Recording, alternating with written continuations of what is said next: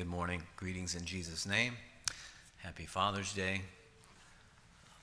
Last night, we had most of the youth were at our house for a work night, and I did not get to personally say thank you to each one as you left, but that was so kind, and it touched our hearts. Bless you for that. We love you. Thank you for what you did for us last night. So in my last message, I preached a sermon about drift. It was causes, symptoms, and cures. But I was only able to cover the causes, and I said, I'll finish the rest the next time. However, because it is Father's Day, and because I think the two messages can each stand alone, I am postponing Drift Part 2 until the next time I preach, which is, Lord willing, 2 weeks from today, July the 2nd. This morning, I would like to speak to leaders. Would you raise your hand if you're a leader? Okay. I was afraid you would be scared to raise your hand. Now, I know that if you're a dad, you know you're a leader.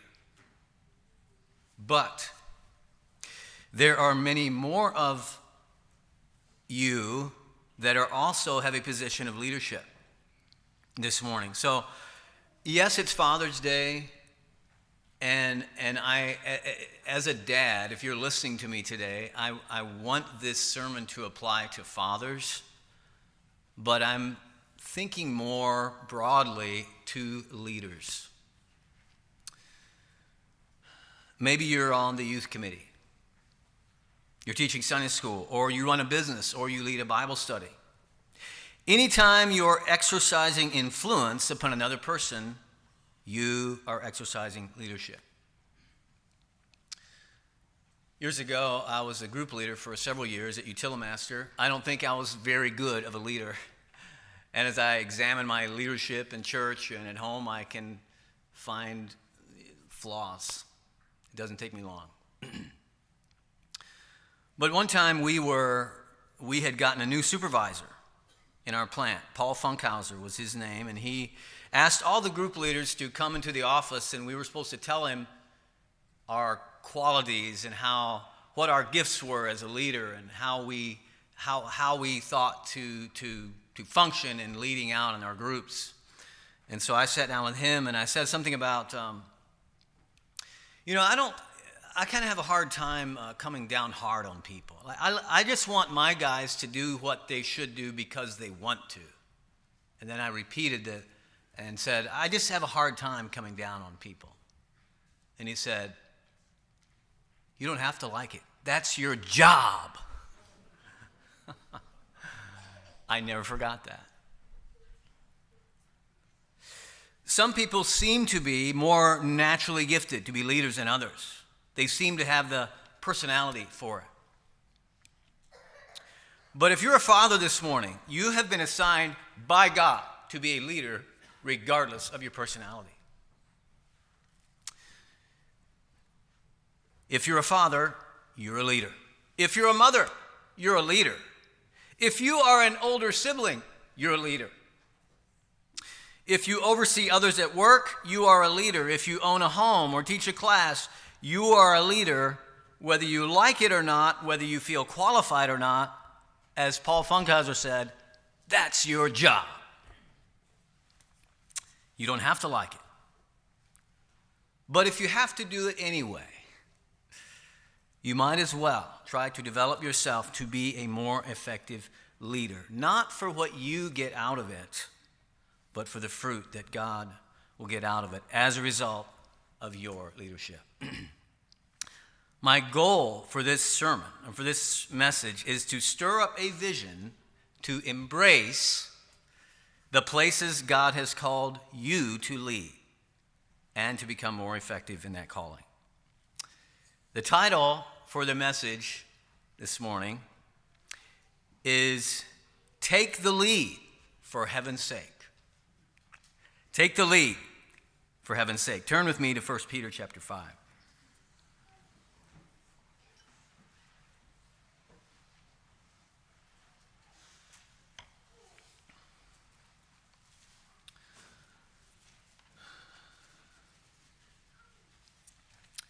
We're just going to read 4 verses this morning. 1 Peter chapter 5. Now, before we read, we're going to read the first 4 verses of chapter 5. Before we read that, just give you the backstory on 1 Peter. And you've heard this before, but I'm just going to repeat it. So if you would go back to chapter 1, you would see, this is an amazing book, by the way. You should do a study on it. But if you go back to chapter 1, you'll find that Peter is writing to, some translations call it to the dispersed strangers, to the displaced strangers. It's Jewish people that have been forcibly evicted out of their homeland, living across the world somewhere else. And now they have died, and their children have had children, and their children have had children, and now it's several generations on down the line, and these people are never going to go back home to their homeland, and they are eking out their existence in a foreign country. They're suffering all kinds of trials and persecution. But he says, back in chapter 1, that they are filled with joy unspeakable. These are people from another country, and they're going to another country. It's like a Christian, very much like it is for us. We're from another place, and we're going there. But in the meantime, we too face all kinds of trials. The goal is to get from the cradle to the grave unscathed, taking others with you. And this is difficult, but it can be managed with faith and with focus. You and I can get from, we heard about in the Sunday school lesson today, at least in the adult classes, about, the children of Israel started out so well, but they lost their focus in the wilderness. And many Christians are doing the exact same thing. What about you? What about you right now? All right, so that's kind of the backstory. And then we come to, so Peter is just, Peter wasn't able to go visit them. All he could do was write them a letter. And he's just, please, they're just going to read this letter. Would you please just hang on to your faith no matter what comes? But he comes along, he gets to the end of his letter now, and he wants to address a very important group of people that have a lot to do with how you are going to make it in your Christian life. You have a leader, right? Some of you are leaders. You are leading in some fashion somewhere. But you probably also have a leader. It's your dad. It's the minister. It's your boss. Someone also is leading. And whoever that person is does have an impact on your walk, right? Leaders can't decide for you, but they impact you one way or another. And Peter knew this. Here these people are. They're struggling. He sends 4 chapters to them. He's telling them how to do it.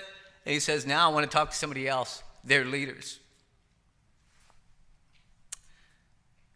Just going to pause here, he says. It's kind of like, I'm putting that in my own words. It's like, I'm going to hit the pause button now, and I'm going to talk to the leaders. And so if you're a mother this morning, if you're an older sibling this morning, if you own a business this morning, if you're a dad, this is so important. If you are a leader, you not only will answer for yourself, but you will answer for those, for how you have led those that you're responsible for leading. The elders which are among you, I exhort, he says.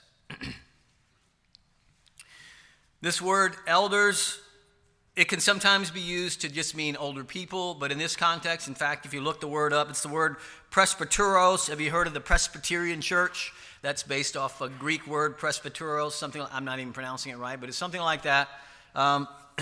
This word is used 60 times in the New Testament, and most of the time, almost all the time it's used, it's not referring to an older person, but it is referring to those in the Christian church who are appointed to have the spiritual care of and to exercise oversight in Christian churches. After my personal choice, the second most liable person, you know what the word liable means? Liable means you are held responsible. Liable means, if you are found liable in a lawsuit, you're going to pay a fine, right? You are going to give an answer for it. So after your personal choice, the second most liable person for an individual's choices are his leaders. I think that is why Peter specifically comes to the leaders now and says, basically, how you do this is so critical.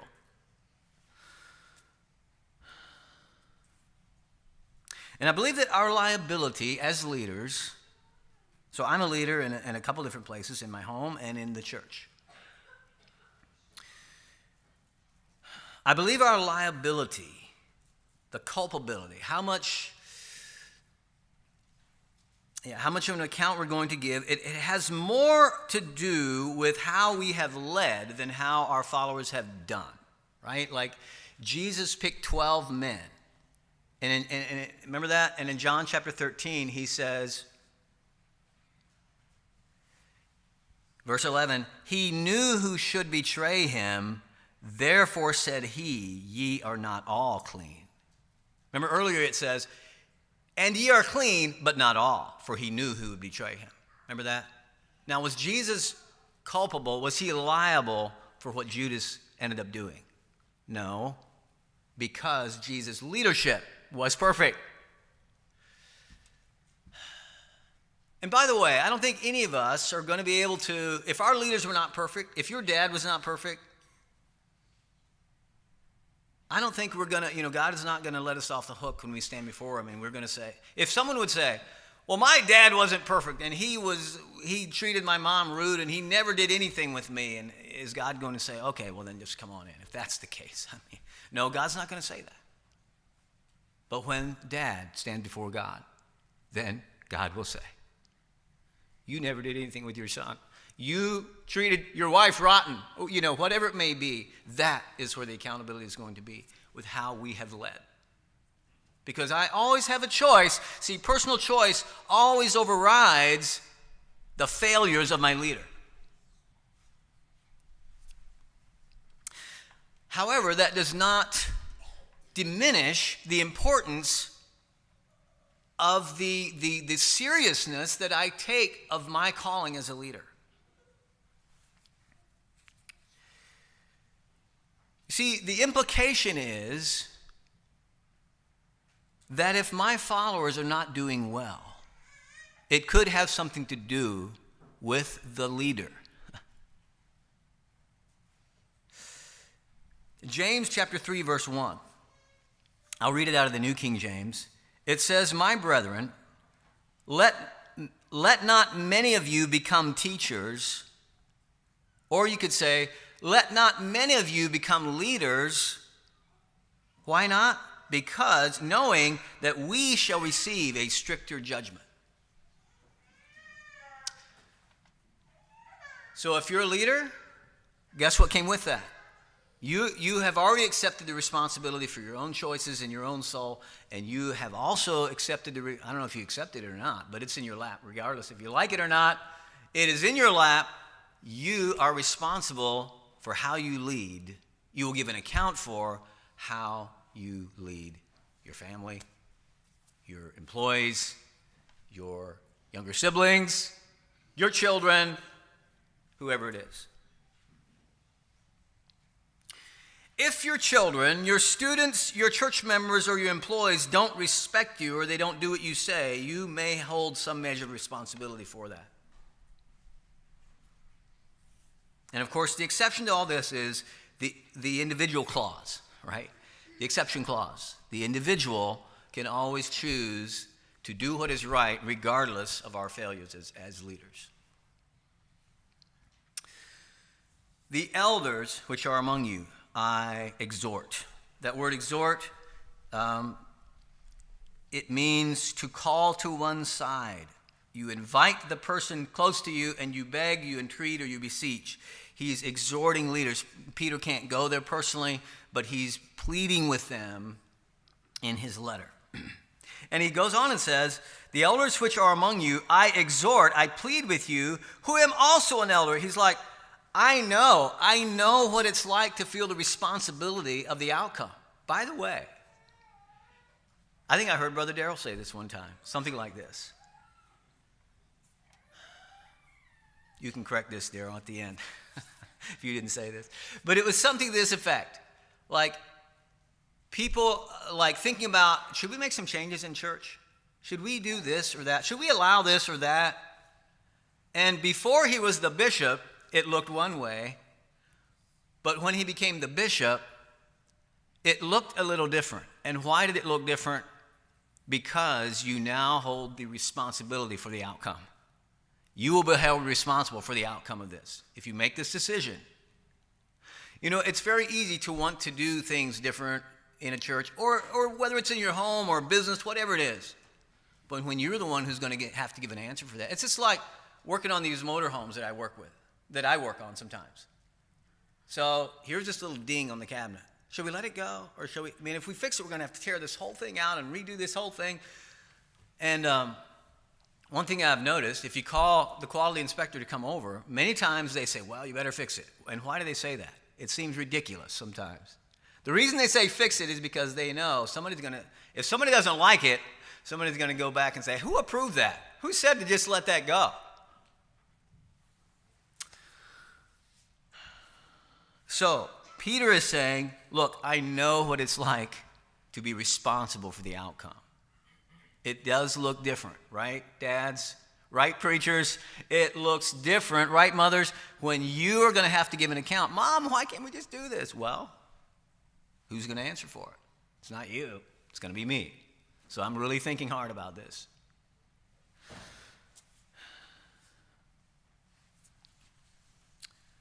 I exhort, who am also an elder and a witness of the sufferings of Christ, and also a partaker of the glory that shall be revealed. Peter says, I have been called to lead. I have personally witnessed the hard stuff and the glory that is ahead. It is worth it, but the responsibility is great. Now, here is your calling, leader. Feed the flock of God. This is the part that we are liable for.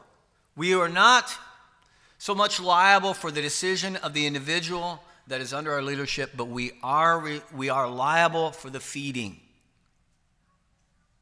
For the feeding. Feed the flock of God. And so maybe we all know this, but that's a big part of my feeding or my leading, is recognizing that the ones that I'm leading, these belong to God. These are God's sheep. I am only feeding them. They belong to Him. So how I want it to turn out is not that important, unless how I want it to turn out is exactly how God wants it to turn out.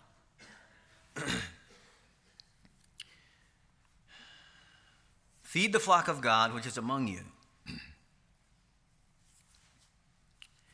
The flock belongs to God, but He has made us responsible to feed His flock. One good example, I've heard people say this kind of as a slogan, but I think it's a good slogan about feeding, is that He breaks the bread, we just pass it out. Anybody ever heard that? Somebody told me that one time. And it's taken from the parable of the 5,000, the feeding the 5,000, and Jesus broke the bread, but who passed it out? It was the disciples, right? And so in the same way, if you and I are going to be able to have anything to feed our children, whoever it is that we're leading, then we need to get to the bread from Jesus. This is really, really critical. Feed the flock of God. So we could have a whole sermon about what does that mean? You know, that's and we'll get into a little bit of that later. We'll make some applications later after we go through these 4 verses.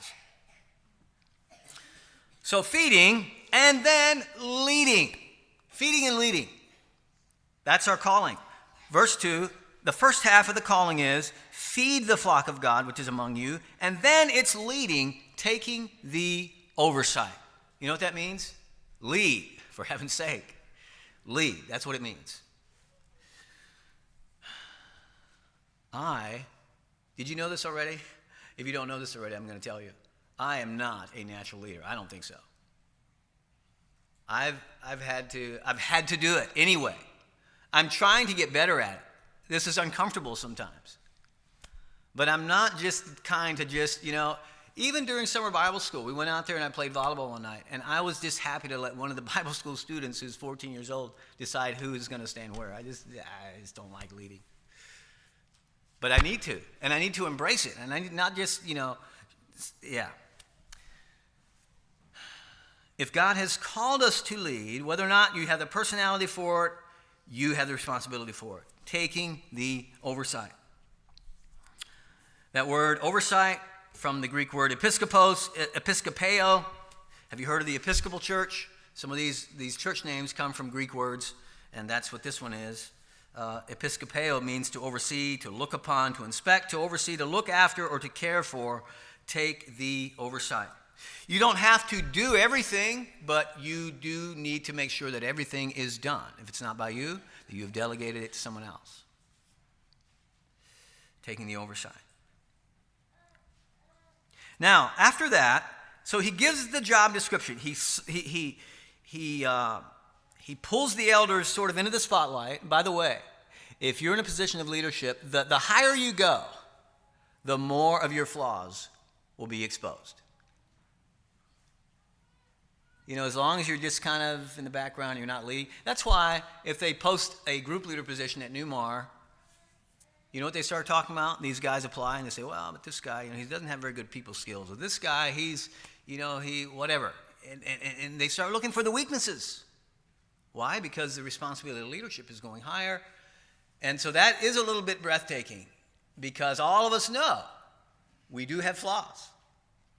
And if you're called to lead, it is a temptation to pull back because then, but it's just self-serving then. It's just self-protection. Rather than saying, you know what, I will do it. If God is calling me to do this, I will do it because God's honor is so important. And whether or not I look foolish sometimes is irrelevant. I don't want to look foolish. I'm going to try to look. I'm going to try to improve. But it's God's calling, and it is His honor His kingdom that's at stake. So I will do it. I will take the oversight. I will do it.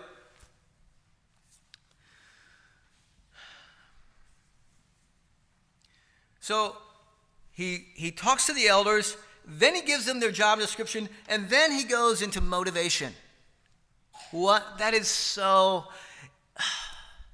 motivation. Isn't it true that when there is a crime committed, one of the questions is motive. Did this person have motive to rob the bank or to kill this person? What was the motive? And he goes right into motive. See, it's not what I'm doing is more on the surface maybe, but what is underneath of it is the motivation for why I am doing it. And there are some people, I don't think there's probably not anybody here that's doing this. Some people like to lead because they like the show, they like the position, they like the name tag, they like the office, the office in the upper room. They like that. They like the recognition. They like the praise of men.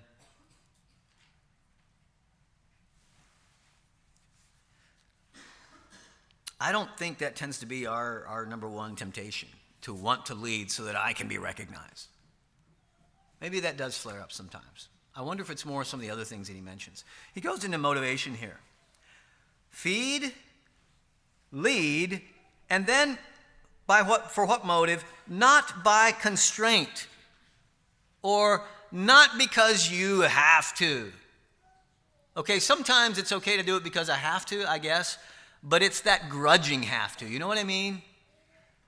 Like, when you were told to, I was yesterday when the youth came over, I knew that my greatest need, if I could really ask for anything I wanted for them to help me, was weed the garden. I did not want to ask them to weed the garden. I was so embarrassed. The garden looked terrible. I wasn't, as a leader, was not getting my job done at home. And it looked horrible. But if I really was honest, I knew that's really what I needed, was someone to help me pull weeds. And so I think we had the guys pulling weeds. I think I apologized to each one of them as they came out. And I think they all said, Oh, it's okay. Just whatever you need the most. That's what we're here for. They had to do it, but they chose their attitude. That's what I'm talking about. Yes, sometimes we do have to do it, but we choose the attitude with which we do it. If it's grudging, if you're doing it, if you're leading grudgingly, he says, no, do not lead by constraint, not because someone is forcing you to do it and you're grudging and you're dragging your feet the whole way. No, not like that. But willingly.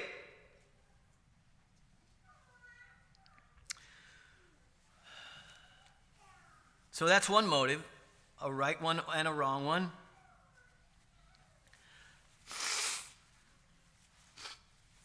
Not for filthy lucre. Filthy lucre is a word that it means money, not to get rich.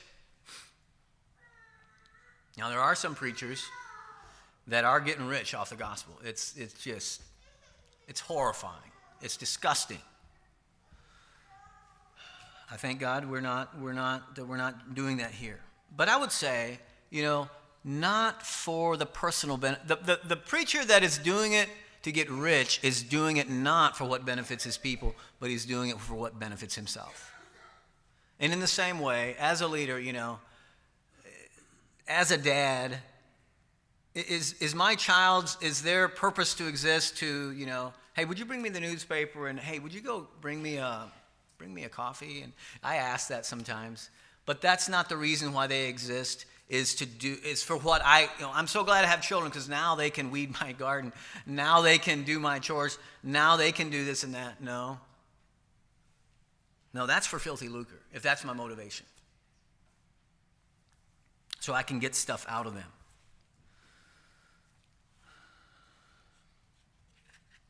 And let's see, not for filthy lucre, but willingly. I learned a new word as I was studying. I'm sorry. Wait a minute. I said that wrong. Not by constraint, but willingly. Not for filthy lucre, but of a ready mind. And so I looked that word up. What does it mean to have a ready mind? And it says with alacrity. Have you guys heard that word before? Alacrity. I had to look that up then. And alacrity means a brisk and cheerful readiness. Okay. So this is how we do it. Not with, what I can get out of it, but rather with alacrity, with brisk and cheerful, I'm just ready to do it. Yep, pull those weeds. Yeah, there you go. And finally, neither as being lords over God's heritage. And that has the idea of being controlling. Some people like to be in charge because they like to control the outcome.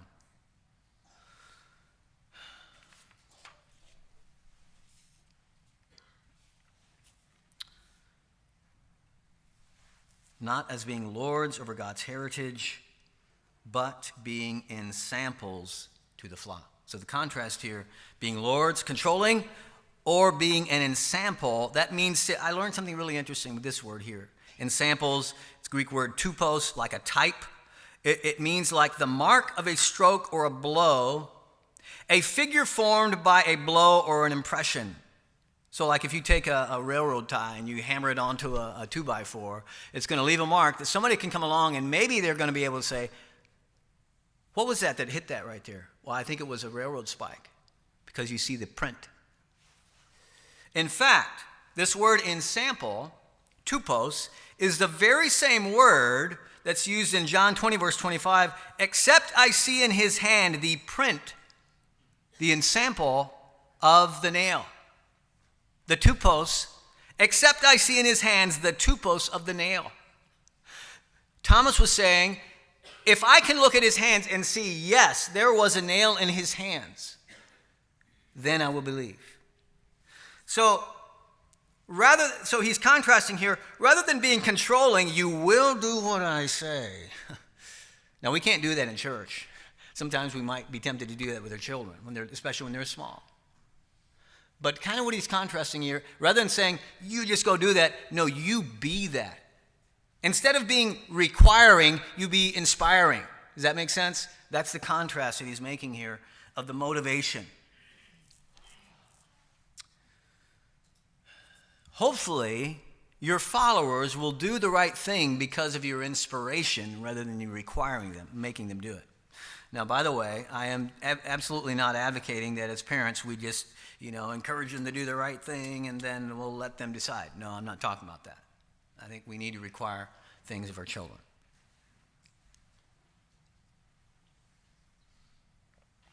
And now just verse 4 yet, and then I'm going to ask 4 questions in application then to finish the sermon. Verse 3, neither is being lords over God's heritage, not being controlling, but being in samples, being the type. And verse 4, and when the chief shepherd, these are his sheep, this is his flock. When the chief shepherd shall appear, ye shall receive a crown of glory that fadeth not away. Now let me ask you, if you are called to be a leader, and you lead by constraint, and you lead for filthy lucre, and you lead as a lord over God's heritage, do you think you'll get the crown? No. No, it's a conditional crown, right? Based on 2 things, that your motive is right, and that your feeding and your leading is right. Feed, lead, and the motivation. Ye shall receive a crown of glory that fadeth not away. All right. I just want to ask 4 questions here. I'll tell you what the 4 questions are, and I just want to make a few comments about that, about each question. That I'm just asking you, in whatever capacity you're a leader, that you ask yourself these questions. As we try to apply now this passage to your life, your scenario, whatever your situation is. Number 1, do you have vision? Let me explain that a little bit. Do you have vision is the first question. And when I say vision, I'm talking about where do you want this thing to end up? Is it your family? Is it the church? Is it your business? Do you have a vision? That's what I'm talking about. Do you have a vision of what the end goal looks like? Maybe we aren't going to get there, but we need to have a vision. So if we want to be effective leaders or growing and becoming more effective, I believe that's really, really important. Do you have vision is the first question. And then number 2, do you have influence? John Maxwell said, leadership is influence, nothing more, nothing less. So say you have a vision, but do you have any influence? What good is vision if the people listening to you are not influenced by your vision? Do you have influence? Do you have vision? Do you have influence? Number 3, do you practice leadership? In other words, do you now put it into shoe leather? And finally, question number 4, do you develop yourself? All of us look in the mirror and we say, me, a lot of problems there. So what? Are you willing to say, this is awkward and uncomfortable, but I'm going to try to develop myself? Let's go back and just go over each of these questions, and then we will close after that. But do you have vision? Somebody said, good leaders, let me back up and say it again. Good leaders give directions, with an S on the end, give directions. Great leaders give direction. So, if you taught summer Bible school this past year, what was the end goal? When you started Monday night, did you have an end goal of what you hoped the outcome would be? And then, so you start with that end goal in mind, just like isn't it like the farmer that, I've heard this story different times, how back in the old days before GPS, they just looked at that tree across the field, that was the goal, and then they plowed a straight line all the way across and back again, right? That's vision.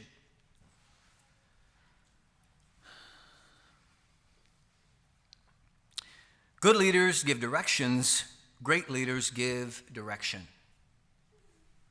Do you have vision? And this is a couple things that I thought of. So as I think about my family, I'll tell you my vision. I don't know if it's all going to come to fruition or not. I do have a vision. And here's part of it. Building up the kingdom of God in this world while keeping myself unspotted by the world and taking others with me. That's my vision for our family. building up the kingdom of God. In this time, however many years I have, I want to build it up as much as I can. I'm in the world. I don't want to be spotted by the world, and I want to take others with me. I want to take my family with me. I want to take more with me too. That's my vision. Then how is that vision going to be accomplished? So then after that, I think about as a dad now, thinking it's Father's Day, okay? So as a dad now, then how am I going to build up the kingdom of God in this world? Well, a foundational level of that then is the formation of Christ in the hearts of my children or of my followers. The formation of Christ in the hearts of my children and my followers. Galatians 4, verse 19, Paul said, I travail in birth again until Christ be formed in you. So I want to build up the kingdom of God. I know that I can do this. I will do this if Christ is formed in the hearts of my children.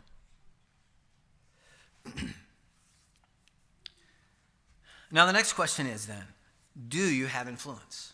What is it? Like I would imagine all of you would say, yeah, absolutely, that's my vision too. That's absolutely what I want for my employees or for my children or for my, for my church or my summer Bible school, my youth committee, whatever. You would all agree with that. Now the next question is then, but do you have influence? Do you have influence? What good is vision if you have no influence? And so I would suggest that my ability to influence my children to want to open up, like they're going to have to open up their heart and let Christ come in and then he begins to be formed in there, right? But I can influence that decision. My ability to influence them is not going to depend on, now you do this, right? It's going to be more based on just who I am. Who you are as a leader, I think, buys influence. And we're not trying to buy people. You understand me. We're not trying to trick people. But we do want to influence them. Paul influenced Agrippa. You remember what Agrippa said to Paul? He said, almost, you persuade me to be a Christian. And that's the way I think of it with our children. That they would say, you know what? Like God would bring them right up to the edge of their will and then, Dad and Mom, you almost persuade me, but now I need to decide.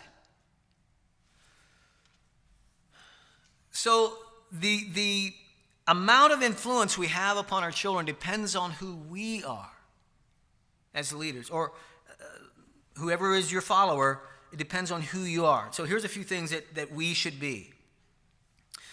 Number one, be a sacrificial servant. The way to go, if you want to go high, you need to go low. You need to serve. Mark chapter 10, they which are accounted to rule of the Gentiles exercise lordship over them. Their great ones exercise authority upon them. But so shall it not be among you. But whosoever will be great among you, if you want to go high, you need to go low. Whosoever will be great among you shall be your minister. Whosoever of you will be chiefest shall be servant of all. Servant of all, a sacrificial servant.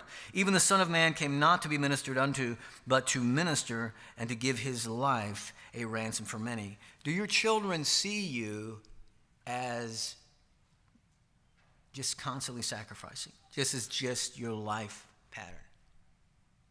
In fact, it is so normal they aren't even thinking about it. But if they would, if you would get killed in a car wreck and they would, stand up here and talk about you at the funeral, they would say, boy, Dad just always, he always went last, or whatever.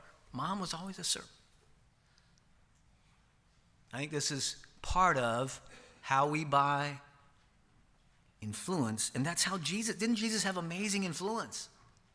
He said, I came not to be ministered unto. I came not to be served. I came to serve, to sacrifice and to serve. We're buying influence, with sacrificial service. Number two is possess integrity. We will buy. You understand what I'm saying, right? We're not buying off our children or whoever, but we will buy influence with integrity. In other words, you must have credibility. If you try to call someone to do something, hey, join me in this project, but you have no credibility, they're not going to join you. Not very apt. You have to have credibility. You have to have believability. And if we don't have integrity, And I would say probably that the greatest thing is just a hypocrisy about my Christian life as a parent, okay? Yes, I say all the right words, but my children see that my passion is really over here or over here. And I do want to specifically ask this question of you men, you brothers, okay? 2 areas that threaten our credibility as men is lust and money. So I just want to challenge us, I'm including myself right with you. Are you free from lust? And are you free from the love of money? These 2 things, probably the greatest 2 that have damaged the credibility of leaders and fathers.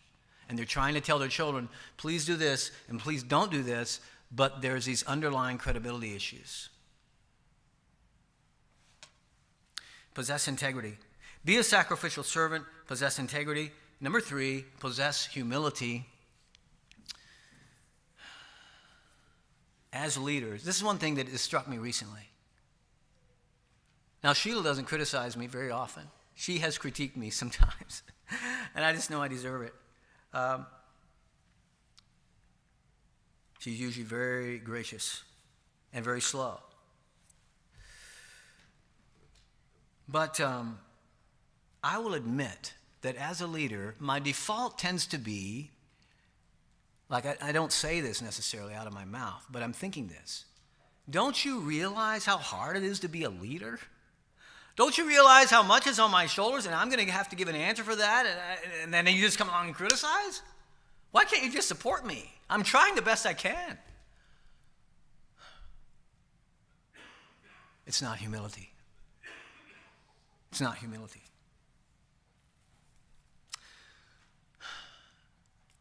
You know, I am under authority too in different places in my life.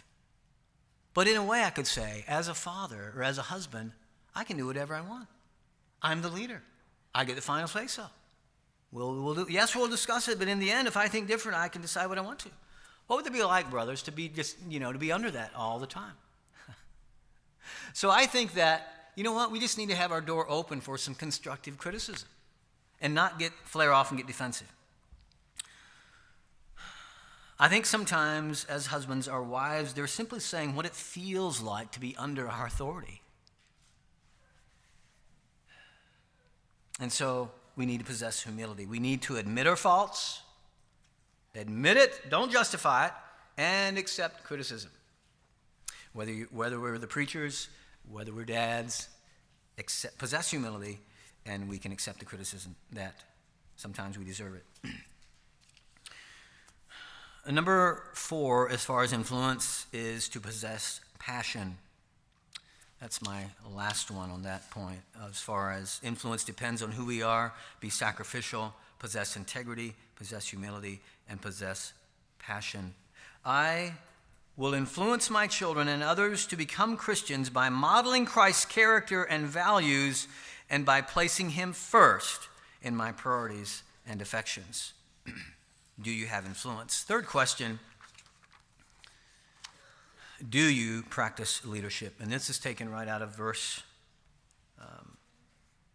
number 2, where it says, taking the oversight thereof. Now, I debated whether or not I should say this because maybe this is going to come across wrong. You brothers, yeah.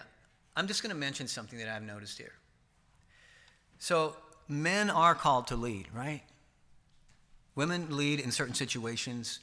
Men are called to lead in more situations. Do you in the situations you're called to, I'm speaking to the men now, do you lead? And one thing that I've noticed is that we just came through summer Bible school, and I have noticed that this is a ministry that has been predominantly for our women. And so I'm just challenging us. And maybe, I don't know all the motivations. I don't know all the reasons why we tend to have more women participating in this ministry than men. So I don't know. You know your own heart. You're maybe totally free in this.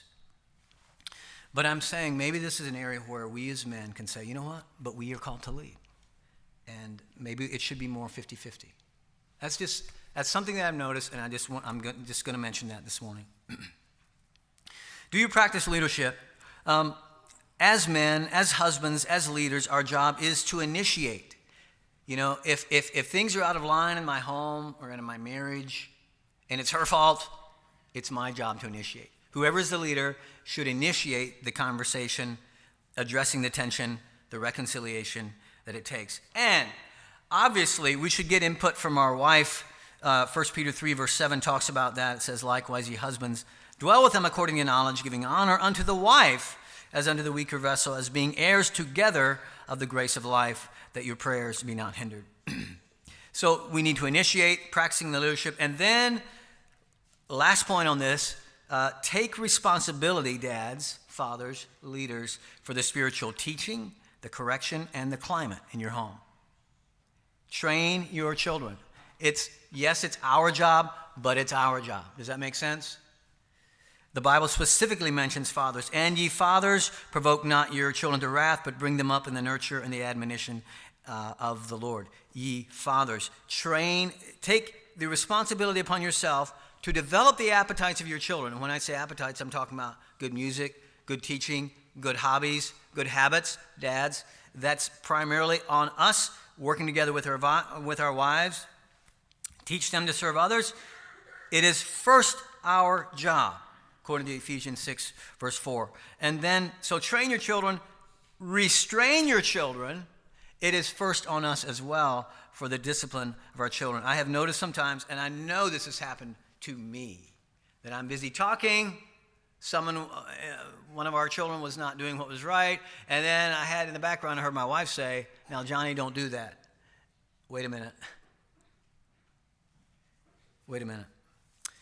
It's on us. And there shouldn't be just this reoccurring theme of that our wives are going to take up their responsibility. You know what? By the way, it sounds really quiet in here. I need to close in just a minute. But it seems like on Father's Day, sometimes we're harder on the men, and then we pat the ladies on the back. We should give lots of encouragement to the ladies too, right? Like we all need. We just need to become more of what God wants us to be. All right, and then brothers, leaders, be the spiritual leader for your wife. Ephesians 5:26, that he might sanctify and cleanse it, talking about Jesus to the church, that he might sanctify and cleanse it with the washing of water by the word. We ought to be able to lead our wives spiritually. And finally, I said to accept responsibility for the climate in our home, meaning that there's just a warmth there. And if there's tension in our home, I think falls on us first as leaders to, maybe we can't fix all of it, but we initiate that conversation. All right. Last question I said, and I already kind of gave my thoughts on it, but I'll just repeat what I said earlier. By the way, I'll just repeat the 4 questions. Do you have vision? Do you have influence? Do you exercise leadership? You know, you might say, I'm not very good at it. Do it. Practice it. Practice it. Wherever you're called to lead, do it. Embrace it. Do it.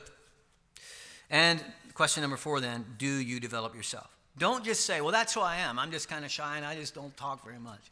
No, that might be true. Then learn how to talk. Don't just say, I can't, this is who I am, I can't change. Learn what you can, change what you can. If you're called to lead, develop yourself where you can. No, I'm never going to be like some of you. Some of you seem to be more naturally leader type. I'm probably not going to be like you, but I can try to develop myself. All right. In closing this morning, being in leadership takes a tremendous amount of backbone, a tremendous amount of courage, a tremendous amount of resilience. It takes a tremendous amount of humility, because the more you are in leadership, the more your faults will be exposed and the more you may face opposition or criticism, and sometimes we deserve it. But do you want to let someone else do it since it's so challenging? Or will you embrace it because God has not called others to do what he has called you to do? It's your job, as Paul said, Paul von Kaiser. No, embrace it. But don't focus on your faults, though you should confess them. Don't focus on your mistakes, though you should admit them. Don't focus on your inadequacy, though you should not ignore it. But focus on the potential of the flock you are called to lead and the privilege you have to lead them. Hebrews says that Jesus, for the joy that was set before him, that is the potential he saw, he endured the cross, despising the shame, and is set down on the right hand of the throne of God. Just think of who could be reached and who could be teached if you would only develop yourself and lead them there. Let's close with a kneeling prayer.